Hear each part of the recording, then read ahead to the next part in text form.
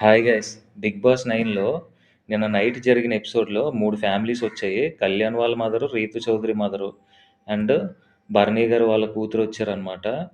అయితే ఇదంతా ఒక హైలైట్ అయితే దివ్య గురించి మాట్లాడుకుందాం. దివ్య అసలే ఓటింగ్‌లో లీస్ట్‌లో ఉందనమాట. ఈ వీక్ వెళ్ళిపోతుంది ఆల్మోస్ట్. అసలే లీస్ట్‌లో ఉంది. తను మాట్లాడే విధానం ఎలా ఉందంటే, తనుజకి ఏదో కాలు స్వెల్లింగ్ అయ్యి భరణి గారు ఏదో కొంచెం నేను హెల్ప్ చేస్తానని చెప్పి ఆవిడ కాళ్ళు కొంచెం ప్రెస్ చేస్తుంటే ఈవిడ వెళ్ళిపోయి, భరణి గారు మీకే హెల్త్ బాలేదు మీరు ఎలా చేస్తారని చెప్పి భరణితో రివర్స్‌లో గొడవాడేస్తుంది. ఎందుకండి మరిని? ఆ భరణి అతనిష్టం. అతను అతను ఒక హౌస్‌మేట్ అనమాట. హౌస్‌మేట్‌లా కాకుండా మరీ పర్సనల్‌గా తీసుకొని, అతనికన్నా ఈవిడ ఎక్కువ ఫీల్ అయిపోతుందనమాట. అలాగే నెగెటివ్ ఫుటేజ్ అయితే ఇస్తుంది. భరణి గారు వాళ్ళ కూతురొచ్చిన తర్వాత జస్ట్ దివ్యకి థ్యాంక్ యూ. మీరు మా ఫాదర్‌కి హెల్త్ బాలేనప్పుడు చూసుకున్నారని చెప్పింది. కానీ తనుజాకి మాత్రం హగ్ చేసుకొని, మీ ఇద్దరి బాండింగ్ బావుంది. ఒక తండ్రి కూతురులా చాలా బావున్నారు అనగానే నిఖిత అదే దివ్య ఫేస్ చూడాలి. మాడిపోయిందనమాట. నిజంగా లిటరల్లీ తన కంట్లోంచి నీరొకటే రాలేదు. అదే ఒక తనుజ లాంటి సెన్సిటివ్ పర్సన్ అయితే ఏడ్చేస్తదనమాట. నిజంగా ఆవిడ ఫేస్ ఎక్స్‌ప్రెషన్స్ అయి మారిపోయాయనమాట దివ్యవి. భరణి గారు వాళ్ళ కూతురు తనుజని పొగుడుతుంటే. నెక్స్ట్ కళ్యాణ్ వాళ్ళ మదరొచ్చారు.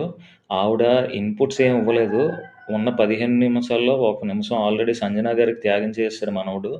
14 నిమిషాలే ఉంది. ఆ 14 నిమిషాల్లో కూడా ఏదో ఊరు గురించి ఇయన్నీ మాట్లాడుకున్నారు. తర్వాతేంటంటే, "నువ్వు గివ్ అప్ చేయక ఆడు. అసలు నువ్వు ఎక్కడ తగ్గక కప్పు గెలాలని" చెప్పి ప్రామిస్ చేయించుకున్నారనమాట. అంతే. ఆ తరువాత వెళ్ళిపోయేటప్పుడు మాత్రం తనుజ ఆవిడకి శారీ ఇచ్చింది కళ్యాణ్ వాళ్ళ మదర్‌కి. తరువాత రీతు చౌదరి వాళ్ళ మదర్ మాత్రం చాలా మంచి ఇన్‌పుట్స్ ఇచ్చారు రీతు చౌదరికి. కానీ రీతు చౌదరి అయన్నీ తీసుకునే సిట్యుయేషన్‌లో లేదు.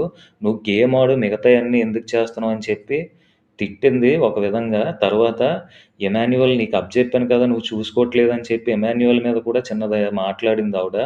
తరువాత తనుజని చూసి నేర్చుకో. తనుజ, ఎమాన్యుయల్, సుమన్ శెట్టి నువ్వు మీ నలుగురు బాండింగ్ బావుంది. మీ నలుగురు కలిపి ఉండాలని చెప్పి రీతు చౌదరికి చెప్పింది.